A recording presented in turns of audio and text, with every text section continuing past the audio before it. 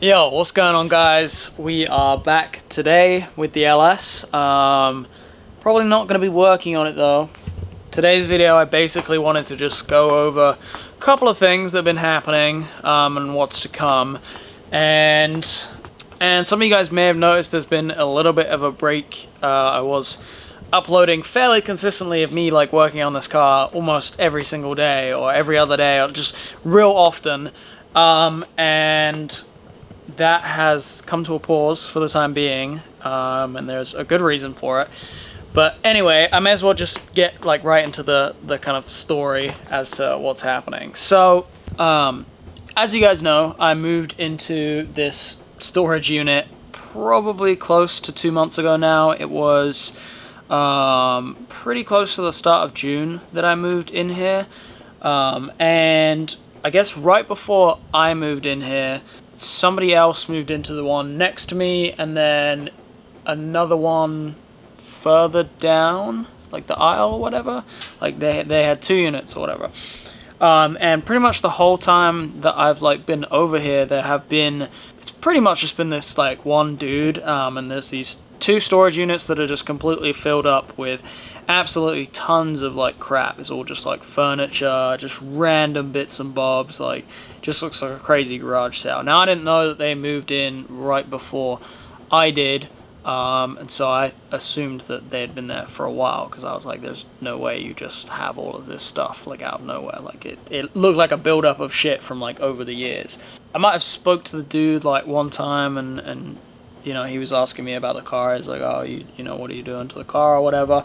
And I asked him why I had so much stuff. I was like, are you guys in the middle of moving or whatever? And he was like, no, I buy storage units and basically like goes to the auctions for storage units, like Storage Wars, and like just gets all the stuff and like sells it or whatever. And it was all just like random crap. And I was like, oh, okay, that's kind of cool. But like, yeah.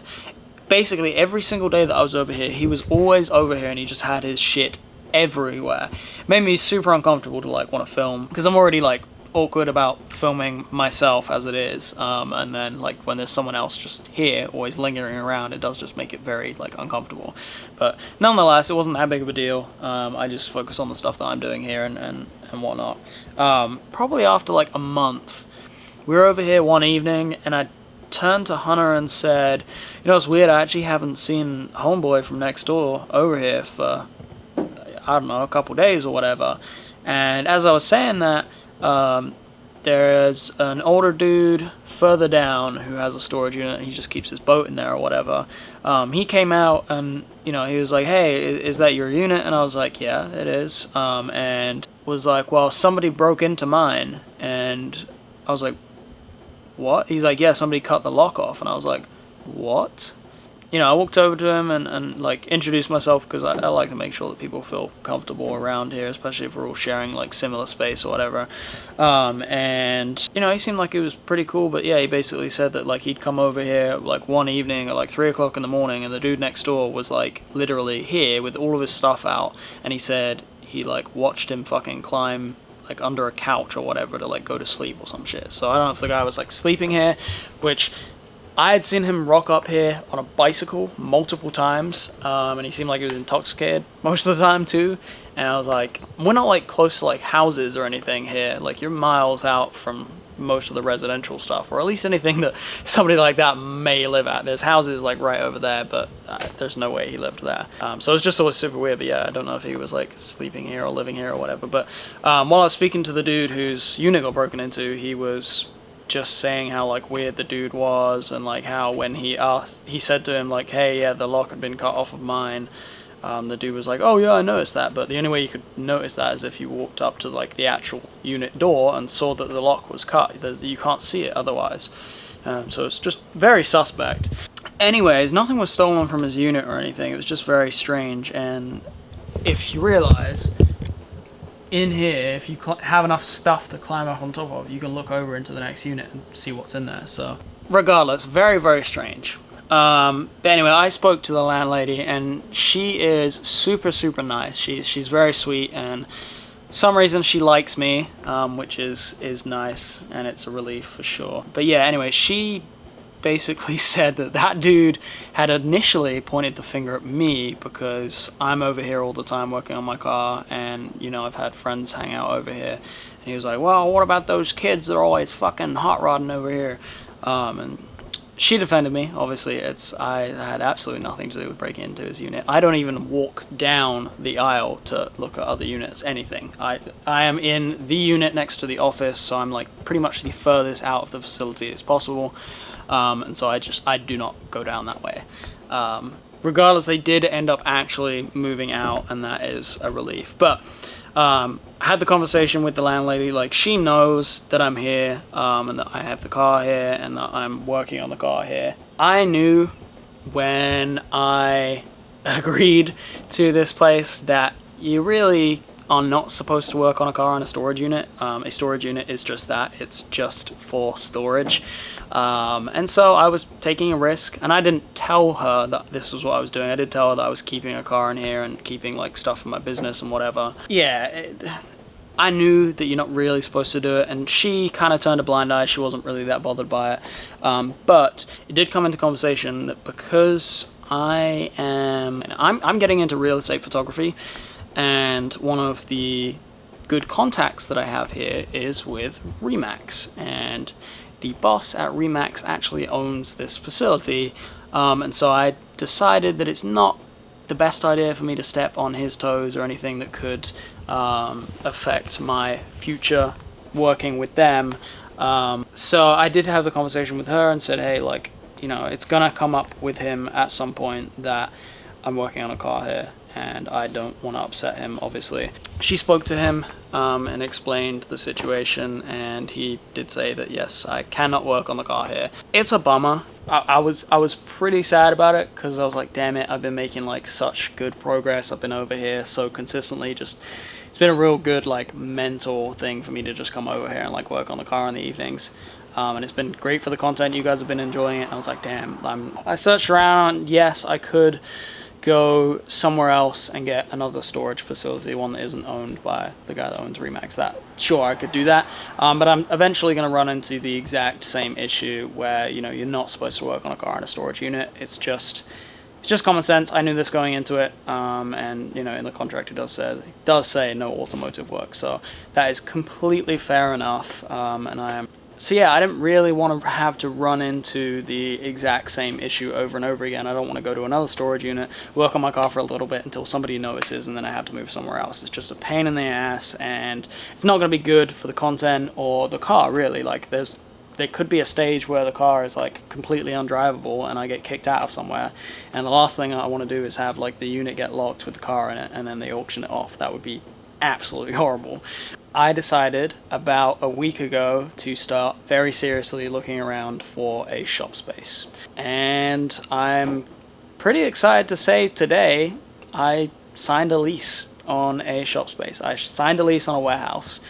It's a big step, and it wasn't something that I was expecting to do this year, at least. Maybe, like, probably not while I'm living here, because I know that I'm only going to live in Bowling Green until Jory graduates, and then we're just figuring out where to go after that.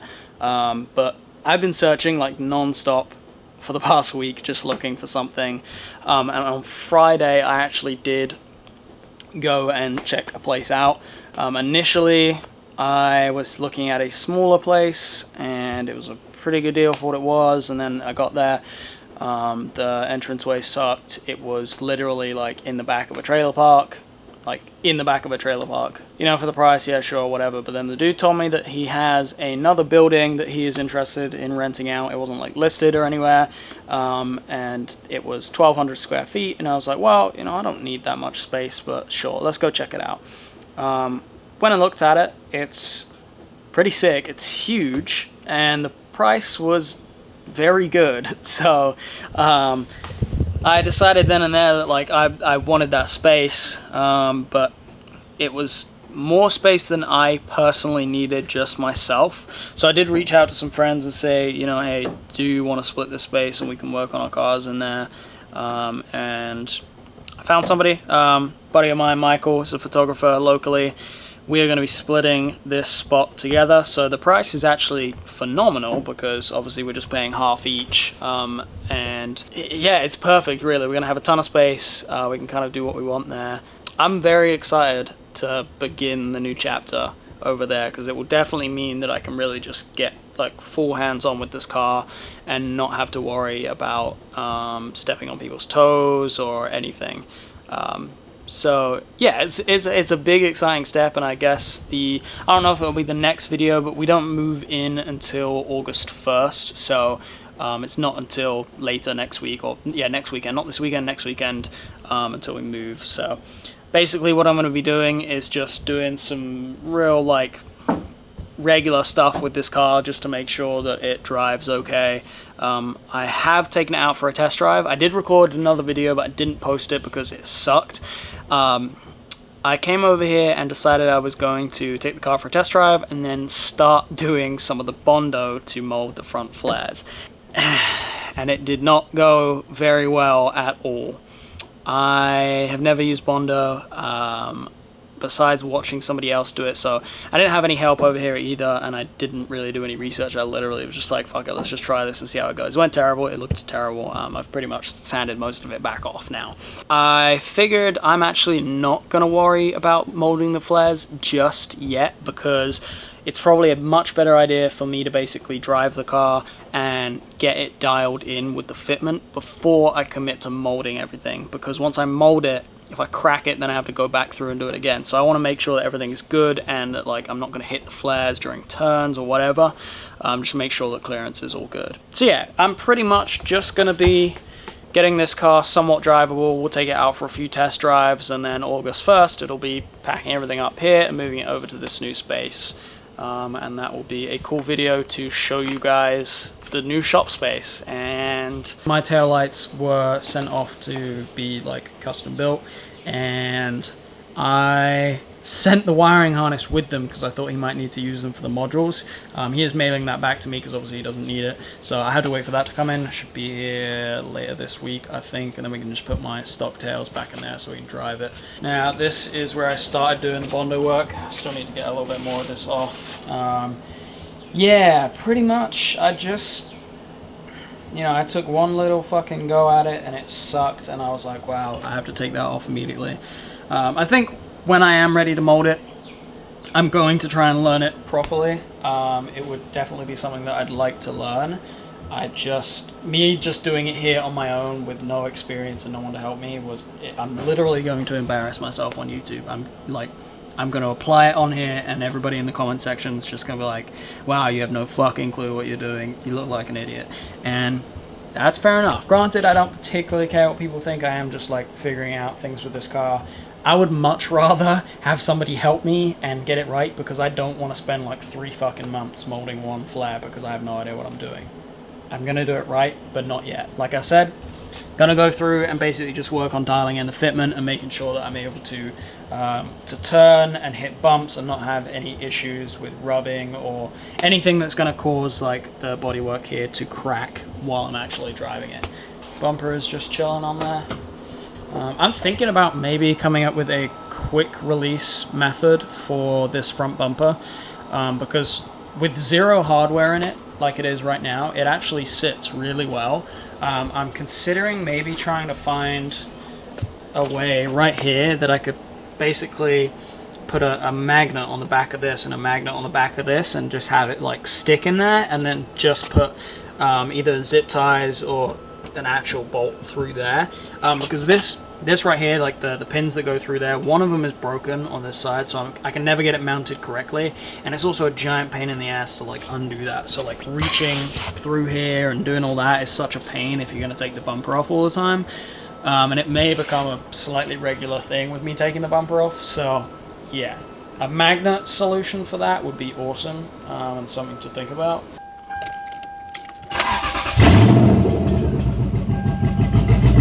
Oh, that doesn't sound very good. Not sure why it sounded like it was fucking misfiring at first, but sounds okay now. Nope, breaking up a little bit. Might just be because it's sitting, but it needs some maintenance for sure. You guys knew that when I brought it over to this location. So with the new space, maybe we'll actually get into doing some other stuff. The timing belt needs to be done on the car, and I've been terrified to do it myself, but maybe if we have our own space and it's a little bit more controlled, I can have somebody come in and help me and maybe do it there. That would be ideal. But it starts. It smells because there's no exhaust. But... Oh, almost forgot another update. So those spindles that I had shortened and angled in the front, I actually hit up Tommy and asked him, hey, will you build me another set, because I want to actually have them angled slightly more, just so I can have a little bit more adjustment back and forth, and then allow me to run those NRCAs if I want to. So I sent off my stock spindles with the speed sensors on them, so it means I don't have to go and find or buy new ones now. And he's taking care of those, and then the spindles that are on the car right now are actually sold. I posted them on Instagram and they sold immediately, but I have to wait until I get over to the new space to take them off of the car and ship them out, which kind of sucks, but yeah, I can't really do a whole lot to the car here at the moment.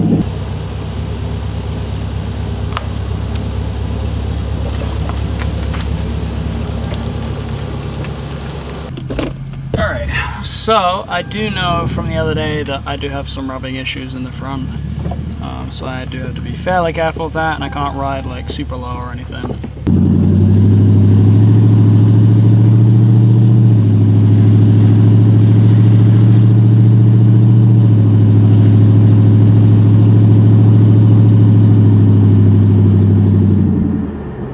Alright, I'm going to drop it to the low ride height and just see what it does. I'm not going to turn at this height, but I am going to do it while I'm moving, just to check.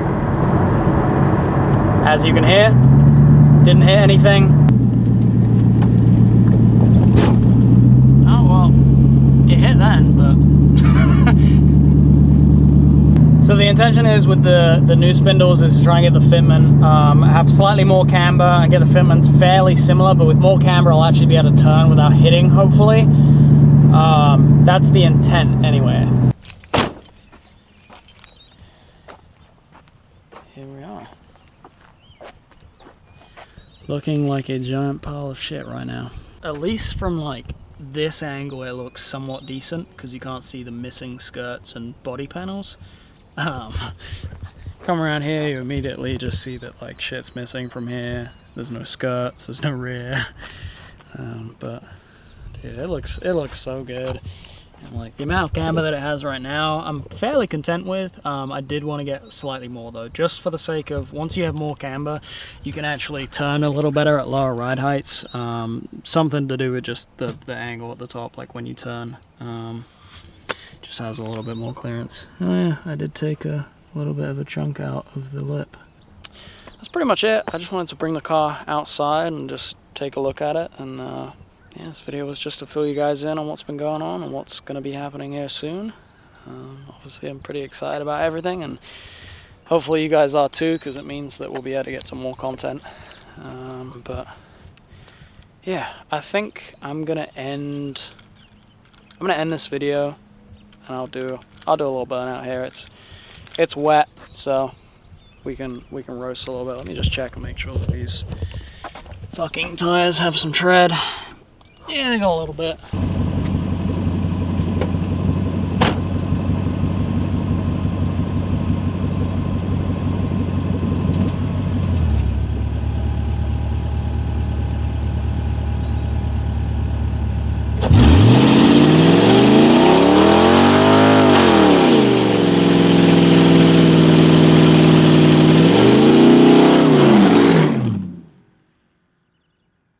Are you kidding me? It span one side, and it was the wrong side. Every single time I've done a burnout in this car, I span both wheels. Not today. Thanks, YouTube. I would be lying if I said I didn't slightly enjoy how loud the car is right now.